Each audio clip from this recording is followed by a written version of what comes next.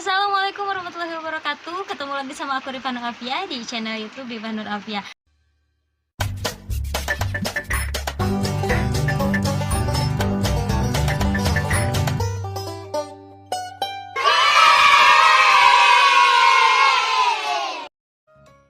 Nah, kok beda sih pembukaannya? Soalnya aku mau ngebedain kalau misalnya aku cerita hantu itu pasti pembukaannya pakai bahasa Sunda.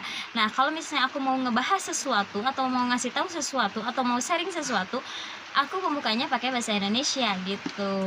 Nah, hari ini aku bakalan ngasih tahu apa sih bahasa Sundanya bumbu masak atau yang disebut samara dalam bahasa Sunda. Sebelum masuk ke videonya, jangan lupa di like, terus di subscribe, dan jangan lupa juga di share ke seluruh media sosial biar semuanya tahu kalau samara di dalam bahasa Sunda itu banyak banget dan mudah dihafal. Sebelumnya maaf ya, soalnya cuaca lagi hujan, kalau misalnya agak berisik itu karena pengaruh hujan ya. Nah oke, langsung aja kita ke videonya. Nah yang pertama itu ada kunyit, dalam bahasa Sundanya itu koneng. Terus ada juga lengkuas, dalam bahasa Sundanya itu laja, bukan raja ya, tapi laja. Terus ada juga ketumbar, dalam bahasa Sundanya itu katuncar. Cabe rawit, dalam bahasa Sundanya itu cengek. Jadi cengek mah anu lada, di Sunda mah lamun cabe henteu lada, lamun cengek lada. Terus ada juga merica atau lada bubuk, itu disebutnya pedes siki sama pedes bubuk gitu. Terus ada juga cabai keriting, di dalam bahasa Sundanya cabai keriting. Ada juga bawang putih, di dalam bahasa Sundanya bawang bodas. Terus ada juga cabai hijau, di dalam bahasa Sundanya itu cabai hejo. Terus ada juga bawang merah, nah dalam bahasa Sundanya itu bawang berem. Ya karena tadi kayak bawang putih kan bahasa Sundanya bodas, merah juga bahasa Sundanya berem, jadi bawang berem gitu. Terus ada juga jahe, yang dalam bahasa Sunda tetap aja jahe. Terus ada garam, dalam bahasa Sundanya itu uyah. Ada micin, dalam bahasa Sundanya pecin. Nih siapa yang suka micin? Gula pasir, dalam bahasa Sundanya itu gula bodas. Gula pasir itu bahasa Sundanya gula bodas ya, bukan jadi gula kesik tapi jadinya gula bodas karena warnanya putih gitu.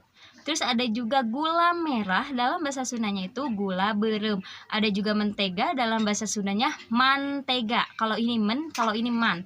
Ada juga minyak goreng, kalau di Bandung itu biasanya disebut lisah kalapa.